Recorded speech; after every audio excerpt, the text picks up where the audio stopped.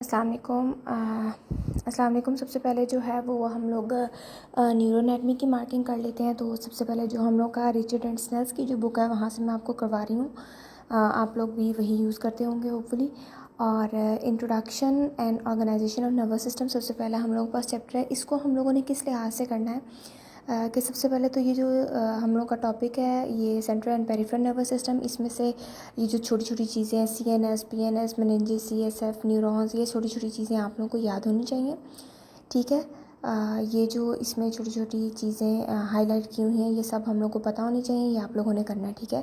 उसके बाद आ जाता है ये जो major divisions of central nervous system है, ये भी हम लोगों ने करना है। इसमें जो टेबल पे 1.1 आ जाता है ये लोग अगर आप याद कर लेंगे तो आपके लिए काफ़ी ईजी हो जाएगा। ठीक है। उसके बाद ये जो स्पाइनल कॉर्ड स्ट्रक्चर, ब्रेन, ये सब चीज़ें जो है ना ये आप लोगों ने इंट्रोडक्टरी बेसिस पे कर लेनी है कि आप लोगों को इन सब चीज़ों का इंट्रोडक्शन हो। ठीक है। उसके बाद ब्रेन, इसके डिफरेंट पार्ट्स आ रहे हैं, छोटे छोटे फंक्शंस हैं, ये आप लोगों ने करने हैं। इसके बाद ये जो आ रही है हम लोग पास पेज 6 पे डायग्राम B एंड C, इसको भी आप लोगों ने देख लेना है। नेक्स्ट पेज पे जो हम लोग पास डायग्राम A एंड B है ये भी आप लोगों को पता होनी चाहिए। ठीक है। और इसके बाद हम लोग पास cerebellum, midbrain, forebrain, ये सारी चीज़ें आ जाती हैं, ये आप लोगों ने पढ़नी है। ठीक है। MCQ पॉइंट ऑफ व्यू से आपको ये आनी चाहिए। ठीक है। और इसके बाद जो है वो major division of peripheral nervous system आ जाती हैं, ये भी आपने करनी है। नर्व्स कितनी है, सर्वाइकल एरिया की कितनी है, थोरेसिक की, लंबर, सैक्रल, कॉक्सिजियल, ये जो डायग्राम बनी हुई ये काफ़ी हेल्पफुल होगी आप लोगों को याद करने में। ठीक है। ये आप लोगों ने कर लेना है यहाँ तक।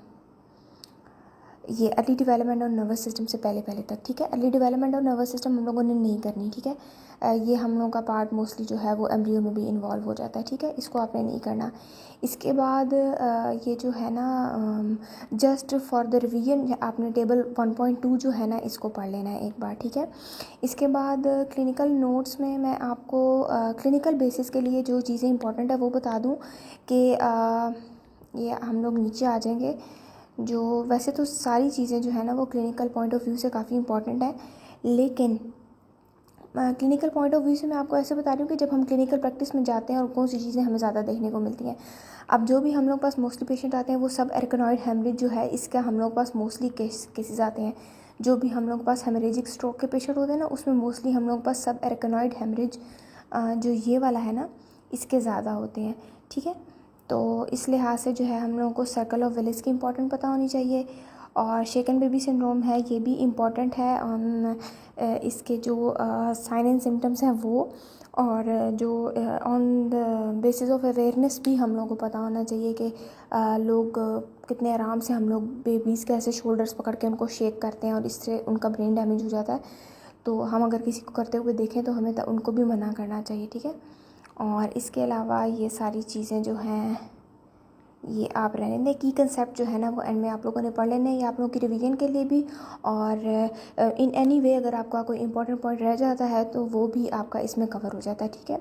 उसके बाद मैं आप लोगों को एक मशवरा दूंगी कि जो हम लोग के चैप्टर के एंड पर MCQs होते हैं ना, जब आप लोग फ्री हो जाते हैं अपना चैप्टर पढ़ के, अपना चैप्टर प्रिपेयर करके फ्री हो जाते हैं तो ये MCQs एक बार लाजमी सॉल्व कर लिया करें। ठीक है। क्योंकि काफ़ी चांसेस होते हैं कि कोई ना कोई MCQ इसमें से आपके पेपर में रिपीट हो जाएगा। ठीक है।